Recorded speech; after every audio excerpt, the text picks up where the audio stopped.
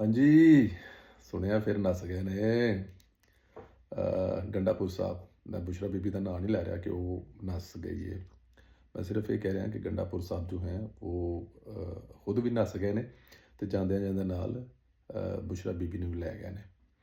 ਕੱਲ ਰਾਤੀ ਜਿਹੜੀ ਹੋਈ ਹੈ ਨਾ ਤਹਿਰੀਕੇ ਇੰਤਸ਼ਾਰ ਦੇ ਵਰਕਰਾਂ ਨਾਲ, ਅਗਰ ਥੋੜ੍ਹੀ ਜਿਹੀ ਵੀ ਗੈਰਤ ਵਾਲੇ ਹੋਣ ਤੇ ਕਦੀ ਇਹਨਾਂ ਦੇ ਨਾਲ ਨਿਕਲਣ ਨਾ, ਇਹ ਪਹਿਲੀ ਦਫਾ ਨਹੀਂ ਹੋਇਆ। ਇਹਨਾਂ ਨੂੰ ਲੈ ਕੇ ਆਉਂਦੇ ਨੇ, ਛਿੱਤਰ ਵਰਕਰ ਖਾਂਦਾ, ਵੱਟੇ ਰੋੜੇ ਵਰਕਰ ਖਾਂਦਾ, ਤੇ ਗੱਡੀਆਂ ਦੇ ਵਿੱਚ ਬੈਠੇ ਰਹਿੰਦੇ ਨੇ, ਤੇ ਜਦੋਂ ਦਿਲ ਕਰਦਾ, ਜਿੱਥੋਂ ਦਿਲ ਕਰਦਾ ਉੱਥੋਂ ਨੱਸ ਜਾਂਦੇ ਨੇ। ਤੁਸੀਂ ਵੇਖਿਆ ਸੀ ਕਦੀ ਪੀਡੀਐਮ ਦੀ ਤਹਿਰੀਕ ਦੇ ਵਿੱਚ ਉਹਨੂੰ ਲੀਡ ਕਰਨ ਵਾਲੇ ਕਿਸੇ ਪਾਸੇ ਵਰਕਰਾਂ ਨੂੰ ਛੱਡ ਕੇ ਗਿਆ ਹੁੰਦਾ, ਆਖਰੀ ਦਮ ਤੱਕ ਵਰਕਰਾਂ ਦੇ ਨਾਲ ਖਲੋਂਦੇ ਸਨ। ਭਜਨਾ ਪੁਰਾਣਾ ਕੰਮ ਹੈ ਇਹਨਾਂ ਦਾ। ਭਾਵੇਂ ਤੁਸੀਂ ਇਮਰਾਨ ਖਾਨ ਨੂੰ ਵੇਖੋ, ਜਦੋਂ ਘਰ ਦੀਆਂ ਬੀਬੀਆਂ ਛੱਡ ਕੇ ਤੇ ਪਤਾ ਦੀਵਾਰਾਂ ਤੋਂ ਟੱਪ ਗਿਆ ਸੀ, ਨੱਸ ਗਿਆ ਸੀ। ਇਸੇ ਤਰ੍ਹਾਂ ਫਿਰ ਨੱਸਣਾ, ਫਿਰ ਨੱਸਣਾ। ਅੱਜ